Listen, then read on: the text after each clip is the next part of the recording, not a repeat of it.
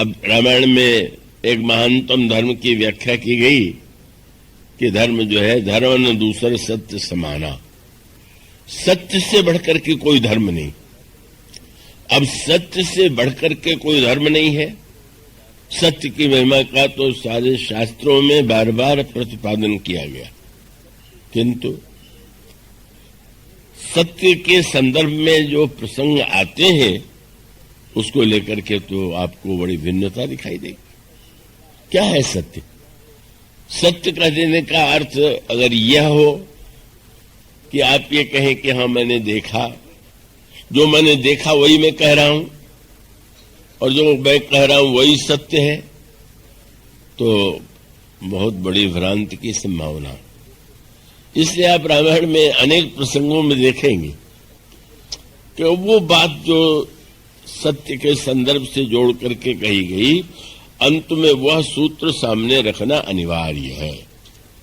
और अनिवार्य क्या है कि सत्य तो धर्म है, पर जिसे लोग सत्य के नाम पर जीवन में स्वीकार कर बैठे हुए हैं, उनका अभिमान है वो सत्यवत्य कुछ नहीं होता। किसी को कड़वा बोलना है तो सत्यवादी बन जाएगा। वो कहते हैं वाह हम तो सत्य बोलते। और ऐसी सत्यवादियों में मंथरा अग्रगण्य थी।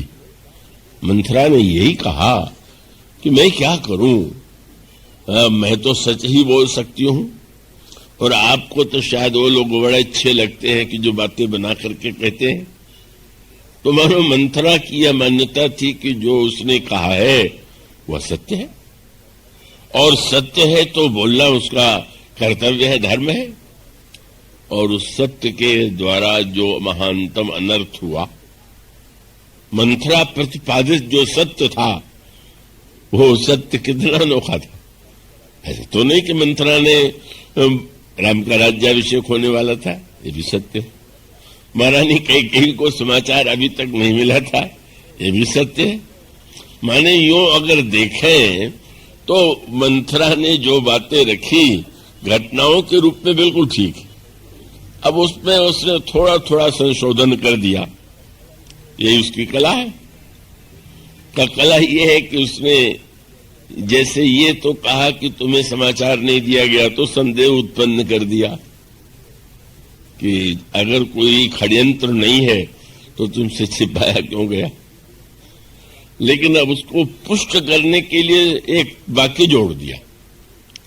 अगर ये कह दे कि राम को राज्य देने की तैयारी कल हुई है, तो कैकेयी जी कह सकती हैं कि महाराज स्वयं मुझे समाचार देंगे, और सत्य भी यही था। राज्य की देने की योजना एक ही दिन बनाई गई, और गुरु वशिष्ठ ने जब ये कह दिया कि वेग विलंब न करिए नृप, विलंब करने की आवश्यकता नहीं, कोई भी अच्छा संकल्प आवे तो तुरंत कर लेना चाहिए, तो महाराज को लगा कि तत्काल पूरा। पर मंथरा को लगा कि अगर मैं ये कह दूं कि कल से राम को राज्य देने की योजना है तो प्रभावशाली नहीं होगा, तो उसने पहले एक वाक्य जोड़ दिया, क्या भय पाख दिन सजत समाजू। आज 15वां दिन है, 14 दिन तक तुमसे छिपाया गया। अब और इसका अर्थ हुआ कि अब तो निश्चित रूप से 14 दिन तक छिपाया गया, तो षड्यंत्र अवश्य होगा। कई लोग पूजा करते हैं कैकेयी जी ने श्री राम को 14 वर्ष का वन क्यों मांग दिया। उसका सूत्र ही कि कैकेयी ने निश्चय किया 14 दिन मुझसे छिपाया गया, तो राज्य के स्थान पर राम को 14 वर्ष वन में दे करके मैं उसका दंड दूंगी। इसका अर्थ ये हुआ, इसका तात्पर्य हुआ कि सत्य इतना महानतम धर्म है, और वो सत्य का महानतम उपदेश अपने को सत्यवादिनी मंथरा देती है। मैं आपके दासी हूं, आपके प्रति मेरा स्नेह है, और जो सत्य है वही मैं कह रही हूं। और उस सत्य के द्वारा इतना विष कैकेयी के मस्तिष्क में बैठा दिया कि कैकेयी जो श्री राम पर इतना बड़ा विश्वास करती थी कि जिनको ऐसा लगता था कि राम तो श्री अपनी मां कौशल्या की अपेक्षा भी मुझे अधिक चाहते हैं, जिनको श्री राम पर इतना भरोसा था, ऐसा रूप प्रस्तुत कर दिया। घटनाएं बिल्कुल ठीक ठीक। भरत जी ननिहाल गए हुए हैं, ये भी सत्य है, पर उसकी व्याख्या तो मंथरा के पास थी कि चूंकि कौशल्या और बहुत दिन से षड्यंत्र रच रही थी, इसलिए उन्होंने स्वयं महाराज को प्रेरणा दे दिया कि भरत को ननिहाल भेज दिया जाए। पठे वो भरत भूप ननी औरे और राम मां तो मत जानब रौरे। ये न समझिएगा, बड़ी खोजी पत्रकार रही होगी मंथरा, जितना इसने पता लगा लिया कि पठे भरत भूमि ननी औरे राम मात मत जानब रौरे, और कह दिया आप तो बड़ी भोली हैं, चतुर गंभीर राम महतारी, बीच पाई सब साज सवारी, और गर्वित भरत मातु बल पी के तुम जानती नहीं हो।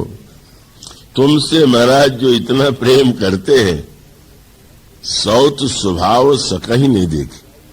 तुम तो जानती हो एक सौत, क्या ये सह सकती है कि उसकी जो दूसरी सौत के रूप में सपत्नी है, का उसको कोई पति उससे अधिक प्यार करे? हाँ, अंतर यह है कि बहुत सी सौतें झगड़ पड़ती हैं, पर कौशल्या तो बड़ी षड्यंत्रकारिणी चतुर है। उन्होंने क्रोध को मन ही मन दबाए रखा, योजना बनाने लगी।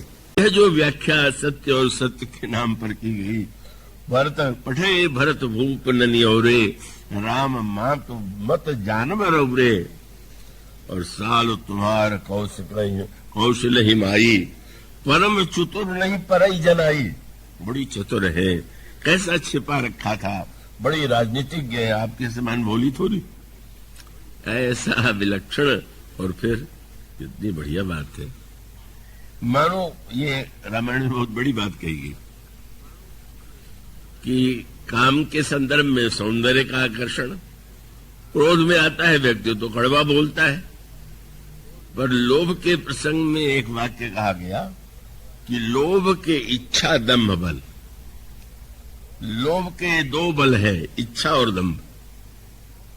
इच्छा होती है मन में कि हमको अधिक से अधिक लोभ, अधिक से अधिक हमारे वस्तुओं की पूर्ति हो, पर इसमें शब्द क्या जोड़ दिया गया? दंभ। दंभ माने लोभी कभी ये नहीं दिखावेगा कि उसका कोई स्वार्थ है। लोभी कभी नहीं कहेगा कि उसे कुछ चाहिए, वो ये अवश्य कहेगा उसे तो कुछ चाहिए ही नहीं। वो तो जो कुछ करता है उन स्वार्थ भाव से दूसरों के लिए करता है। यही दंभ का कैसा बढ़िया प्रयोग मंथरा ने किया। बोले आप सोचिए, और ये कहा कि सोचिए, क्या अगर राम को राज्य मिल जाए या भरत को राज्य मिल जाए तो मेरी स्थिति में क्या कोई अंतर आने वाला है क्या?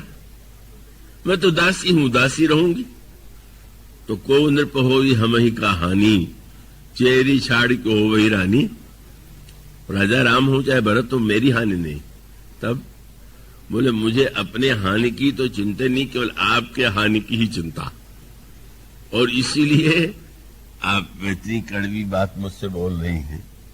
आप मुझसे कह रही हैं कि तू ऐसी बात करेगी तो तेरी जीभ कटवा दूंगी। मंत्रा से कैकेयी जी ने प्रारंभ में यही कहा था। तो लेकिन इतना होते हुए मैं क्या करूं? मुझे तो धर्म के नाते सब सहना पड़ रहा, सब कहना पड़ रहा है। उसका अभिप्राय क्या है कि सत्य इतना विकृत बनाया जा सकता है, सत्य के नाम पर इतना कुछ कहा जा सकता है, किया जा सकता है। इसका प्रबलतम दृष्टांत जो है वो मंथरा का चरित्र है। तो इसका अभिप्राय ये हुआ कि सत्य कितना भी उत्कृष्ट धर्म क्यों न हो, पर वो सारा आगे अयोध्या कांड का जो पूरा प्रसंग है वो सत्य को लेकर के ही तो है। और कैकेयी जी और महाराज दशरथ के वार्तालाप में भी सत्य शब्द जितनी बार आया, महाराज दशरथ ने अपने वंश की सत्यवादिता की दुहाई दिया, और सत्यवादिता की दुहाई देकर के कहा कि तुम जानते हो रघुकुल रीत सदा चली आई, प्राण जाहि बरु वचन न जाई। ये रघुकुल की रीत है कि भले ही प्राण चला जाए पर वचन नहीं जा सकता है। अपने सत्यवादिता की प्रशंसा किया और कई ने भी कहा कि वाह वाह, आप तो है ही महान सत्यवादी। और उसी सत्य का नाम लेकर के ये कहा कि महाराज, जिस सत्य की आप प्रशंसा कर रहे हैं उसकी परीक्षा तो आज है। आप दावा तो कर रहे हैं, परीक्षा क्या है? आपने मुझे वचन दिया था कि तुम्हें 2 वरदान जो तुम चाहोगी वो दूंगा, तो वो अवसर आ गया है। और एक वरदान ये है कि आप पुत्र भरत को राज्य दें, और दूसरा वरदान आप यह दीजिए कि 14 वर्ष के लिए राम तापस वेश विशेष उदासी, 14 वर्ष राम वनवासी। राम 14 वर्ष के लिए बन जाए।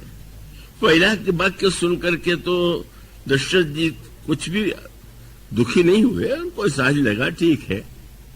लेकिन जब ये कहा कि 14 वर्ष के लिए राम को बन जाना होगा, तो उनकी दशा इतनी सोचनीय हो गई, इतनी पीड़ामयी हो गई कि वे तो ऐसी स्थिति में जैसे बोला नहीं जा रहा है, प्राणांतक कष्ट हुआ।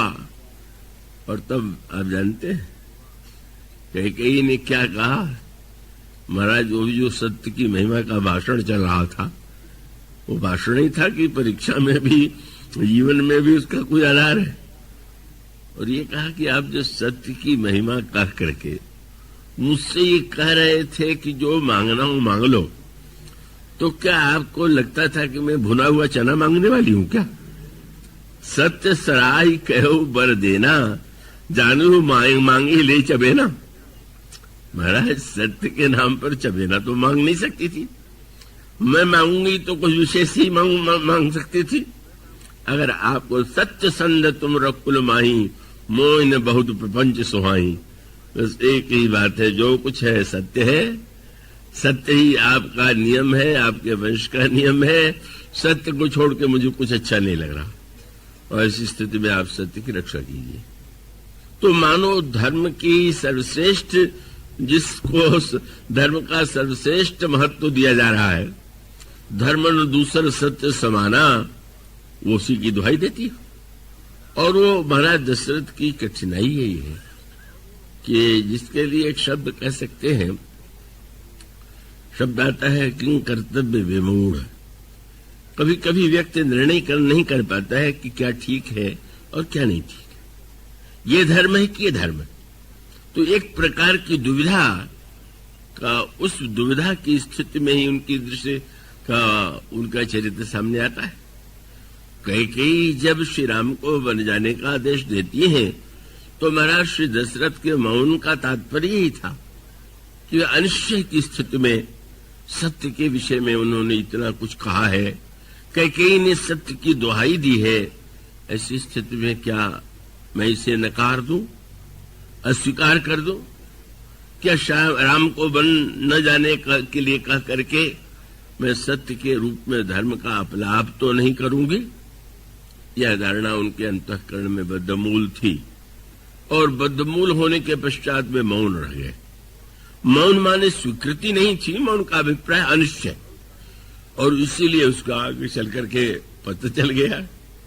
जब श्री राम चले गए तो थोड़े देर चिंतन के बाद उनको लगा कि ये तो ठीक नहीं, और ठीक नहीं है तो उन्होंने तत्काल सुमंत जी को बुलाया, और सुमंत जी को बुला करके ये कहा कि नहीं, मैं अपनी पहली आज्ञा जो मेरे नाम पर कैकेयी ने दी है उसे मैं स्वीकार करता हूं।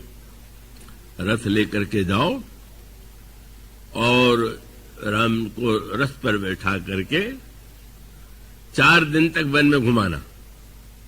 4 दिन में 14 वर्ष में मान लूंगा, और राम को लौटा ले आना। रथ चढ़ाई दखराई बन, फिरहु गए दिन 4। फिर वही समस्या, सीधे नहीं कह पाए कि राम को लौटा ले आओ, 4 दिन घुमा करके। ये बड़ी कठिनाई। जब बुरे व्यक्ति कोई बुरा कार्य करते हैं तो सीधे कर देते हैं, और अच्छे व्यक्ति जब कभी बुरी बात सोचे जो समझ में न आवे तो कलाकार बन जाते हैं। कोई ऐसी चतुराई ढूंढे कि जिसमें उनकी महिमा धार्मिकता बनी रहे और वो इसलिए उनकी दुर्बलता यही है ना, जब महारानी कैकेयी ने कहा था मैं रोक पाए, और सुमंत जी को लौटाने के लिए भेज रहे हैं तो ये नहीं सीधे कह पाए कि लौटा ले आना, कहते रथ पर बैठा लेना, 4 दिन जंगल में घुमा ले आना है। इसका क्या तुक हुआ? 14 वर्ष के बदले में बोले 14 में भी 4 है और 4 भी 4 ही है, चलो एक छोड़ दो। मानो अपने को भुलावा देना, और उस भुलावे के द्वारा वो जो आदेश देते हैं, मानो उस आदेश में ही उनकी इस द्वंद्वात्मक स्थिति का पता चलता है। और इसीलिए बड़ी सुंदर बात आती है, धर्मस्य तत्त्वम निहितम गुहायाम। सुमंत जी ने प्रभु श्री राम से कह दिया, पिताजी के आदेश से आप बन जा रहे थे, पिताजी ने अब वो आदेश परिवर्तित कर दिया और मुझसे कहा है, अब उन्होंने अपना संशोधन कर लिया। और संशोधन क्या था कि उन्होंने कहा रथ चढ़ाई सुरसरी अनवाई, बस रथ पर बैठा के गंगा स्नान कराना, 4 दिन भी उन्होंने छोड़ दिया। और संशोधन हो रहा है कि आप स्नान करा करके आपको रथ पर बैठा करके ले आवे। पर यही पर भगवान राम अगर सत्य के और धर्म के संदर्भ से स्वार्थ को महत्व देना चाहते, अगर भगवान श्री राम चाहते तो बड़ी प्रसन्नता से कह सकते थे, या गंभीरता का अभिनय करके कह सकते थे कि नहीं मैं तो 14 वर्ष के लिए जा ही रहा था, पर पिताजी ने जब आदेश दिया है तो मैं कैसे अस्वीकार कर दूं। ये ऐसा करते तो श्री राम की निंदा तो नहीं हो सकती थी, पर भगवान श्री राम ने उस समय वो सूत्र दिया, और वो सूत्र या तो भगवान राम के द्वारा या श्री भरत के चरित्र में प्रतिफलित हुआ, और उसी का अंतिम परिणति राम राज्य के रूप में हुई।